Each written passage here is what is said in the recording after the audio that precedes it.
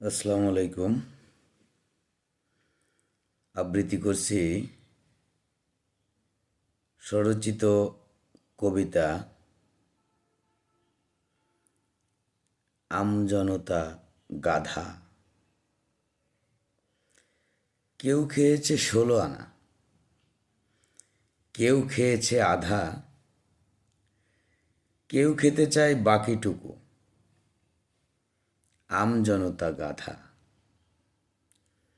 সেবা নিতে চায় না লোকে, তবুও দেবে সেবা।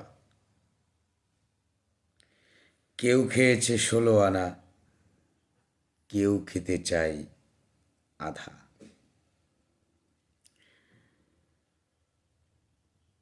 আগে খেয়েছে 16 আনা, এখন খেতে চাই সব। এসব শুনে সুশীলদেরই উগ্র মনোভাব।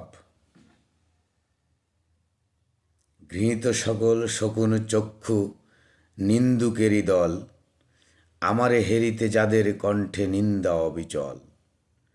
ধিক ধিক তারে শতধিক দি নিন্দুক মনোজার, থুতুমারি তার বদন পানে পুড়ে হোক সারখার।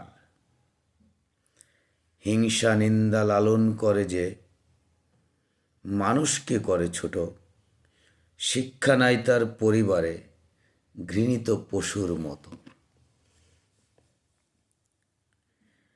যেখানে কেউই স্থায়ী নয়, দুদিনেরই অতিথি, কেন করি মোরা হিংসা নিন্দা, কেন দেখায় চতুরঙ্গের ভীতি।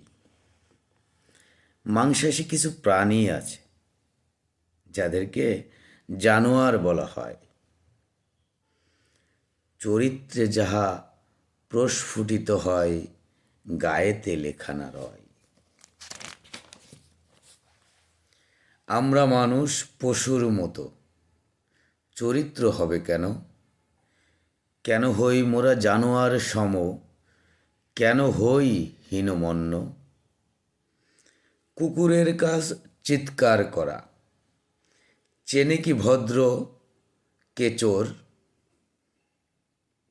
হিংসুক কবু মানুষ হয় না, হয় অমানুষ বড় জোর। মানুষকে যারা ছোট করে, করে যারা ইগনোর, মির্জাফরের খিতাব নিয়ে বেঁচে থাকে বড় জোর। ভাবিয়া দেখো তো, যে দেহখানা জন্ম নেয়ার থেকে চলো, এটা কি তোমার নিজের সম্পদ? একটু ভাবিয়া বলো। আমার আমার করিয়া কি লাভ? কিছুই কি আছে আমার? অন্যের দানে সবই চলে হাই, তবু কেন করি এত হিংসা অহংকার? সম্মান সে তো আল্লাহই দেয়, আধার পেরুলে ভোর। আর কতকাল ঘুমাবে এ জাতি, চিনে গেছে সব চোর। বুঝে গেছে আম জনতা, চাই না জাতির কদু। বেশি ভাগী চোরের সর্দার, দুদু মধু আর যদু।